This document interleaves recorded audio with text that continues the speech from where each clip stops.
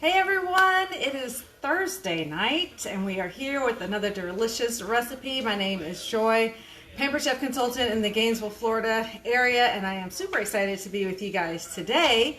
We are the Thursday before Easter, Monday, Thursday, something like that they called it. And so I've got a question for you. I did post this on my personal page.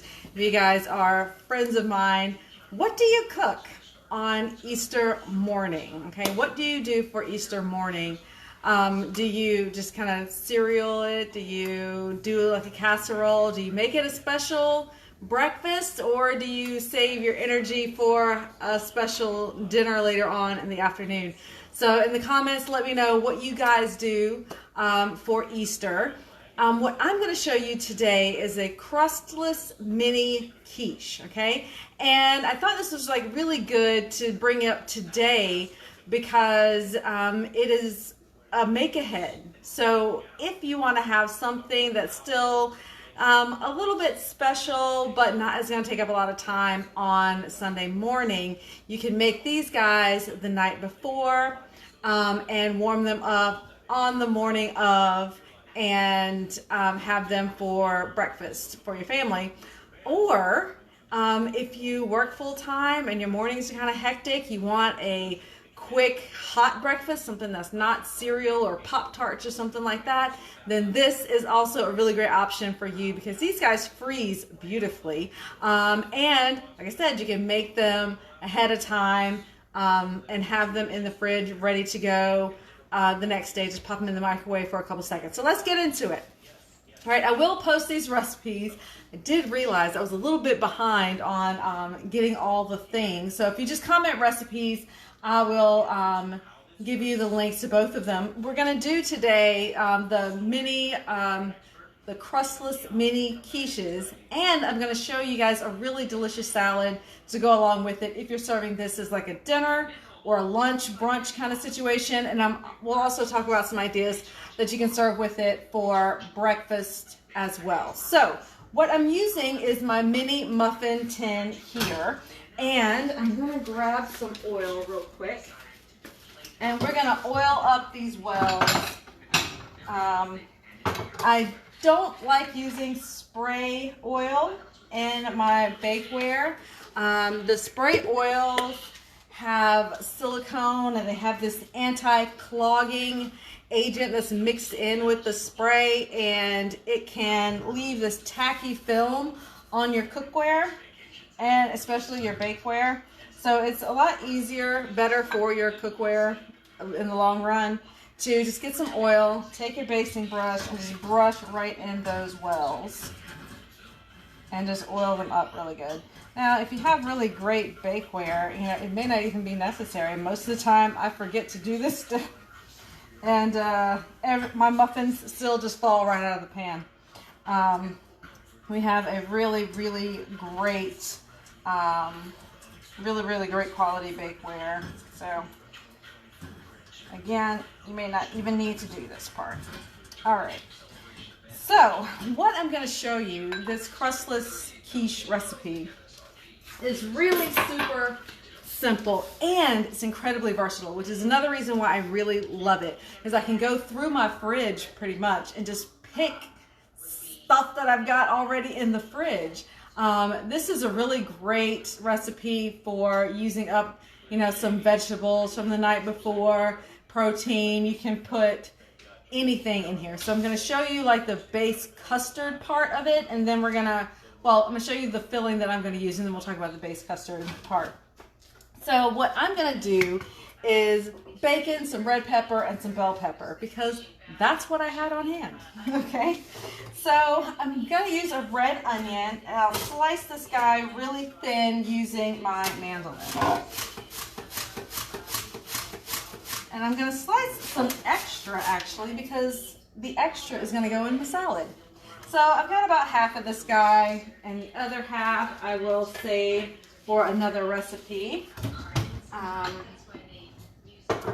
And I'll put like half of this and quarter this that'll be great for the salad. And I'll chop these a little bit thinner. And we're going to saute these before we put them into the quiche. So we'll just chop these up, just a rough chop.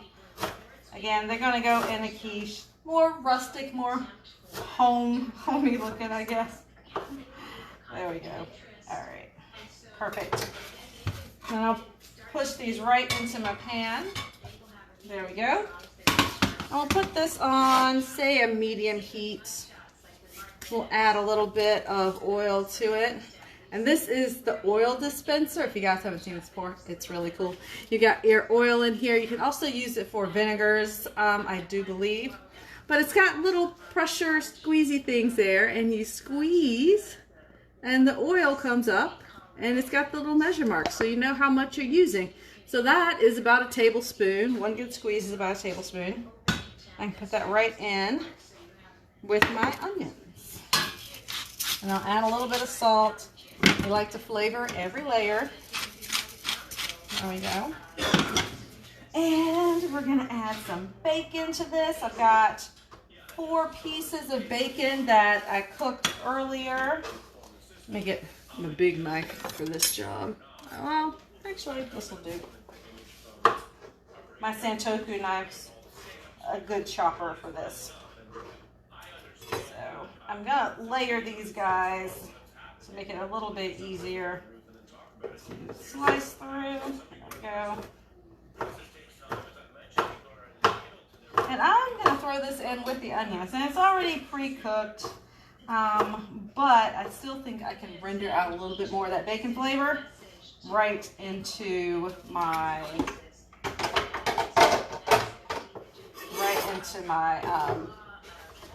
pepper onions here. There we go. Alright. So what do you guys do on Easter? Do you have any kind of Easter traditions that you do with the kids? What do you guys do? Easter egg hunting? Or are you doing that this weekend? Do you have church stuff going on? What do you guys do? Alright. For my onions, I'm going to let these hang out in a little bit of milk. Because I'm using these guys raw in my salad, I'm going to let the milk kind of work on them a little bit so they're not so bitey. Raw onions can be kind of rough, especially in a nice strawberry salad that we're going to be doing. So I'm letting them sit in there, and something about the milk, I really need to look this up, but something about the milk just kind of counterbalances the sulfur compounds in the onion. It's very technical. All I know is that it works, and it works really great.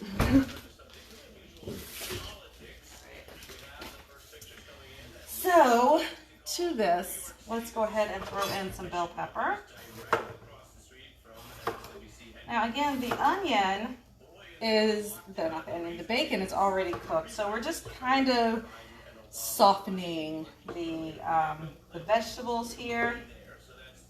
And these are going to bake in the oven, so they don't have to be completely like cooked. If you want them to have just a little bit of bite to them, they don't have to be like all the way done. Now, I just happen to have bacon and bell pepper and all that stuff on hand, but you could also use sausage if you wanted to. You could take this thing like totally Greek and go with like spinach, feta, anything. Basically, think of an omelet. Anything that you would put in an omelet, you could put in this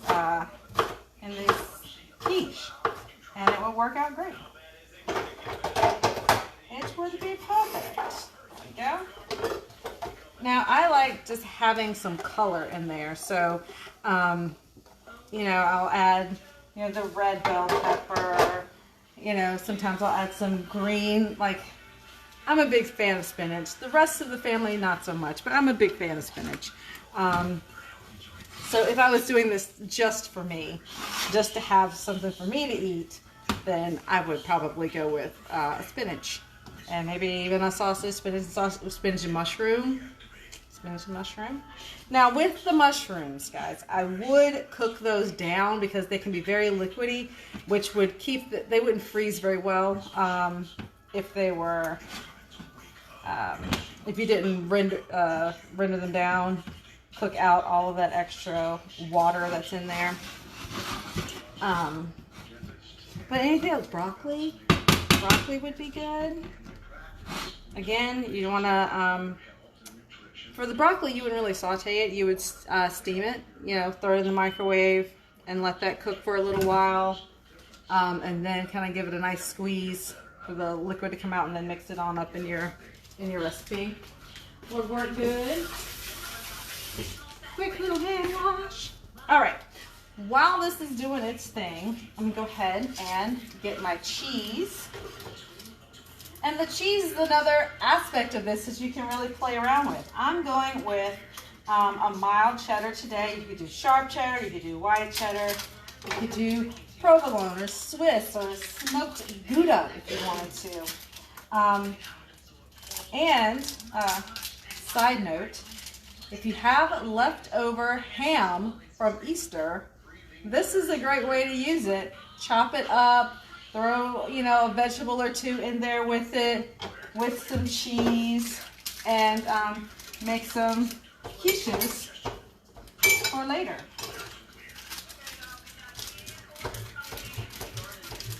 At least that's a good idea that I would do.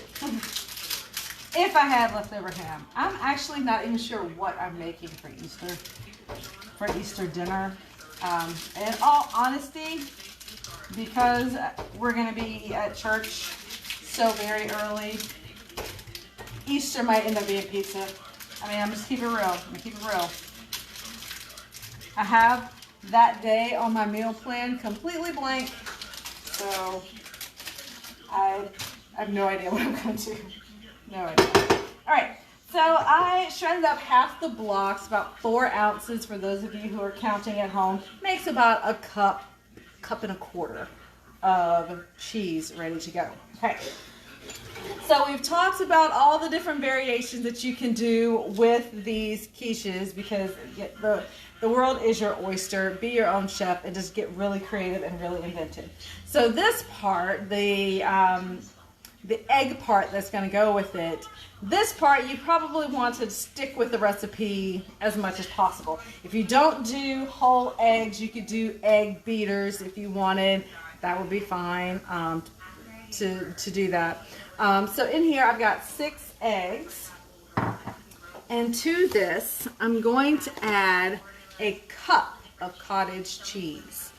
I know, crazy, right? A cup of cottage cheese. So for this, it's going to be about half of this container. I have to admit, I'm not a big fan of cottage cheese. If you were to sit a bowl of cottage cheese in front of me with a bowl of fruit and some honey or something like that, I know some of my husband would be all up in that. No. I'm pushing back from the table. I'm going to go find some saltines or something to eat. I'm not eating cottage cheese plain. But I am learning that it is an incredible ingredient to cook with, especially with eggs and quiches and things like that. It's fantastic in mac and cheese. It adds this creamy element that takes it to a whole nother level. Even in lasagna, mix it in with the ricotta. Incredible, incredible. Just can't eat it all by itself. I'm just not. I'm a work in progress. All right. So this is a 16-ounce container, so I'm going to use half, and I'm going to eyeball it because precision in this case isn't necessary. I don't think. All right. So there we go. Got a half tub of cottage cheese. And again, that is about 1 cup. So we're going to add some salt here, a little bit of pepper. And another great thing about using cottage cheese is not only going to add that additional creamy element to it, but it's going to pack a whole lot of protein into these quiches. You already have protein from the egg. In this case, you've got the bacon, but that that cottage cheese is definitely going to take it to another level. So you can also add any other seasoning that you want here. I'm just going to go with the salt and pepper for now. And we'll get our whisk, get everything mixed up here. But if you wanted to add like some Italian seasoning, you could do that. Some Greek seasoning, yeah, throw that in there. If you wanted to make it a little bit spicy, you could add a little cayenne. Something to wake you up in the morning for sure. Right. Give that a good mix. And if visually you don't necessarily like the look of the cream cheese curds in here, throw it in the blender. If you have an immersion blender, hit it with the immersion blender and mix all of that in there, and that'll give you a more even situation there. All right, our onions and bell peppers look good. Again, I don't necessarily need them like fully translucent, fully cooked or anything. Just wanted them heated through with the bacon, heated through. Amazing. So we'll take this and we'll put some of this filling down in each of these wells. There we go. So we are probably going to do a little Easter egg hunt in the backyard. The girls asked me about that today, so I guess that's what we're going to do, because that's what they want to do. Which I was kind of surprised. Sophia wanted to do an Easter egg hunt. I'm like, are you sure, honey? Oh, not too old for an Easter egg hunt? But she's not, so we're going to do it, because one day she's going to look at me and say, Mom, that's so lame.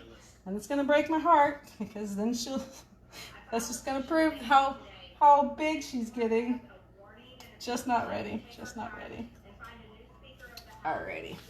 So I didn't do that perfectly, so let me grab a spoon here. See if we can even some of these guys out here.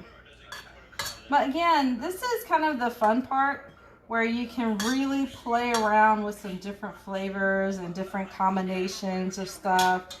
And really have some fun with it. If you got some suggestions, put some suggestions down in there in the comments for me, and let me know what kind of quiches you would make or will make at your house.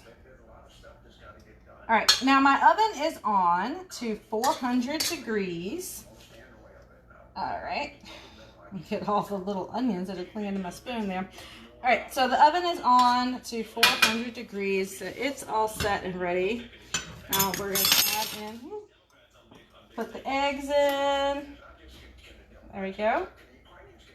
And we'll just fill them till they're probably about 3/4 of the way between the filling, and then we'll top everything with cheese and throw it in the oven.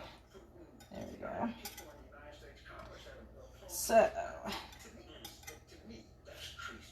fantastic, fantastic. All right. So I think we'll make it. I think we'll make it. Maybe. I might need one more egg here. That's all right. I think 11 will be fine. It'll be fine. I'll just scoop out that extra filling there. I may have been a little heavy-handed on those first couple there around the first few, but that's all right. My middle daughter, the picky one, is at a sleepover, so it's not like she would eat this anyway, so it's gonna be all right. There we go, perfect. All right, let's add our cheese on the top. And you know, guys, this is even something that the kids can help do. It's pretty easy once you get the veggies and all cooked. That'll go together real good. Something that they can help do. And speaking of, I'm going to have a little guest chef here with me shortly. This has been asking me for weeks if she can help with the live. So she's going to be on here in a little bit. Because she is a master at the cup slicer and slicing strawberries. She has done that for me at parties and even in a live that I did a couple of weeks ago with some other friends of mine. We were doing a fruit salad, and she was a ninja with that cup slicer. So I'll let you guys check her out. All right, this is a lot of cheese, probably an obscene amount of cheese, but I never think there's too much cheese. All right, so this is going to go into a 400-degree oven, and we're going to let it hang out in there for about 18 minutes or so. You probably want to start checking it around 15, depending on how reliable your oven is when it comes to holding temperature. So probably at the 15-minute mark, you're going to want to give that a quick check. All right, Sabrina. Sabrina, you want to come help? Sure, Mom, if you really need me. Yeah. My sweetie pie. All right, I'm going to let you slice up some strawberries for me. Can you handle that? Yep. She's on it. Easy peasy lemon squeezy. All right, let me grab those for you. Now I have already sliced the tops off of these guys. Whoa. Slippery little buggers. Already sliced the tops off. So she's going to use the cup slicer. And you can see they have these blades down in the bottom here. Very nice. And that's going to slice up my strawberries. Okay? It's very nice. Yes, okay. Then you slice, and then you can Until put they it go. in here when it fills up, okay? All right. So I've got this beautiful bowl of half and half greens. So it's like a half spring mix, half spinach salad here. And to that, we're going to add our red onions. So while she's slicing, I'm going to get these rinsed off. Mom, We're making a spinach and feta salad. what is that? Not spinach and feta, strawberry and feta salad. Strawberry and feta salad. I think this Now. is filled. You could use spinach for this, you know, all together. Just spinach if you wanted to. Spinach is one of those. Oh, baby, be careful. Spinach is one of those. I know, but it's still got sharp. Okay, so be careful. Spinach is one of those really great superfoods. It's got an incredible source of iron. And I think it might be calcium as well. Someone I'm sure will correct me on that if I'm wrong. Right. So I've got the onions. I think this is almost done. Almost done? Awesome. So we'll sprinkle some of our red onions on there. And I'll put the rest over here and let those hang out. So we've got our red onions.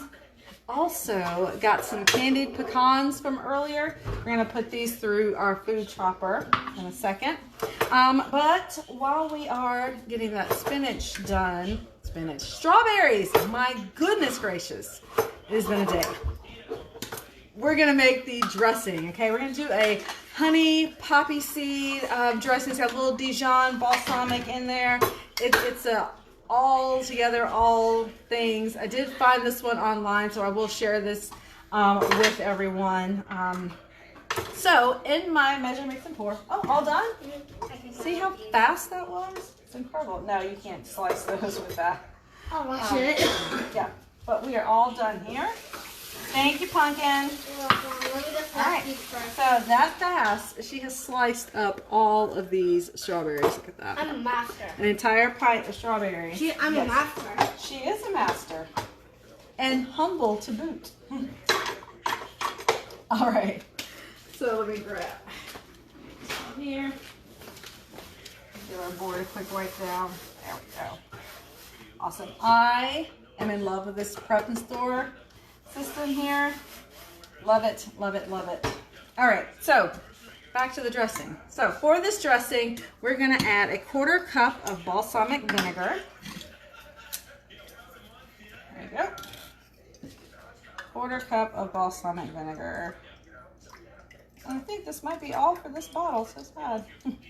Balsamic vinegar, olive oil, Dijon honey. These things are just like pantry staples, in my opinion. I always have these guys on hand, ready to go at any time. So 1/4 cup of balsamic. We're gonna do 3 tablespoons of some extra virgin olive oil here. Oh, it's already open. 3 tablespoons. There we go. And I'm using the smallest of my easy read measuring cups. They have the measure marks right there, so I can just hold it and look at it without having to stoop down and look. It's very convenient. All right. So we've got our extra virgin olive oil. We're gonna add some poppy seeds in here. And we're gonna add 1.5 tablespoons. Okay, so this is a 1/2 tablespoon. So we'll need 3 of those. There we go. And we're gonna need some honey. About 1.5 tablespoons of honey. This little guy is probably about 2 tablespoons. So we'll just pour the majority of him in here. I love getting these little honeys from different places. Whenever I go to like a farmer's market and they have honey there, they always have different kinds and flavors. You know, the wildflower honey, the watermelon honey. Amazing. And I found a black mangrove honey from a vendor out in Jacksonville. It tastes like honey infused with butter. It's amazing. It was amazing. It is amazing because it still has some. Amazing. All right, let's get a teaspoon or 1/2 teaspoon of Dijon mustard. Just add a little bit of tang there. We'll add some kosher salt and some pepper. A little bit of salt. A little bit of pepper. I'll pop the top on this guy. And give him a good shake.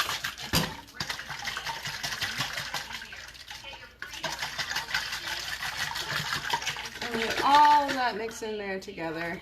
We've got a beautiful dressing to go on top of our salad. All right, so let's finish putting this guy together. We'll get our strawberries right on the top. Beautiful. We'll add some feta. And for a salad like this, I would not dress it all together until I was like right at the point of ready to serve it, because it can get soggy because of the type of lettuce that I'm using, the 1/2 and 1/2, the spinach, and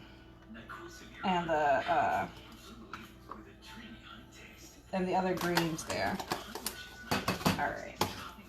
And to this, I've got some candied walnuts. Now you could use pecans if you have pecans, but I had walnuts on hand, so that's what we're going with. I'm gonna give these a rough chop in my food chopper here. Just squish these guys under there. There you go.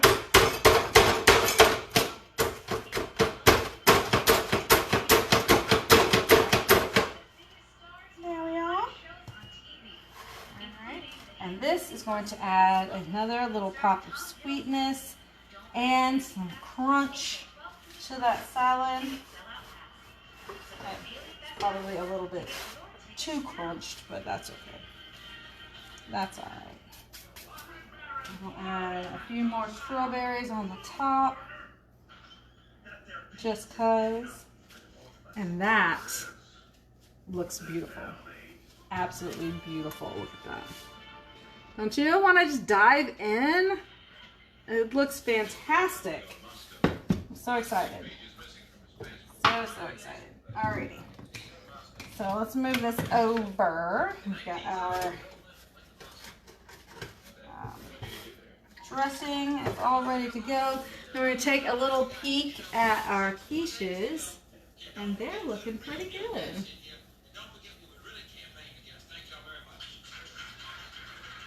Yeah.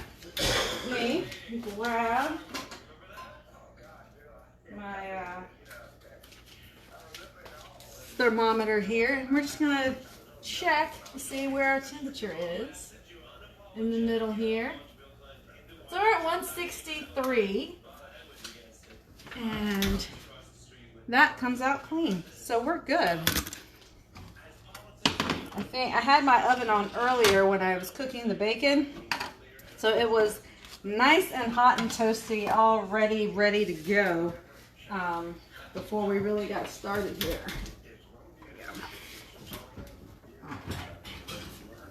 And here is what they look like. Golden and delicious. And I'm not going to pull these out just yet. I want them to cool for probably about 5 to 10 minutes. Just let them hang out in there. And then once they're cool, they will fall right out of the pan. So keep an eye out on my social channels. I will show you the finished plated product. And you can check that out. If you try these recipes, just comment the word recipe and I will send them to you.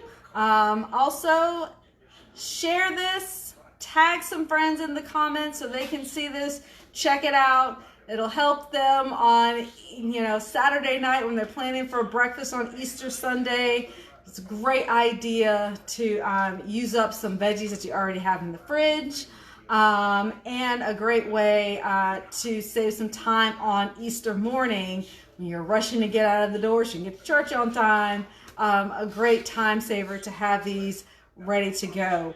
And even just during the week, anytime, if you happen to be catching this video and it's not Easter, a great make-ahead breakfast. Now, if you're making these for breakfast, I wouldn't necessarily serve it with a spinach feta salad. However, I would serve it with a beautiful berry salad. Take strawberries, blackberries, raspberries, blueberries, mix them all together, drizzle some generous amount of honey, mix that all together, add some mint to it, toss that all together and serve it alongside this. Any kind of fruit salad really would work. You could even go tropical if you wanted to. Mango, pineapple, and mix that up together to serve with this.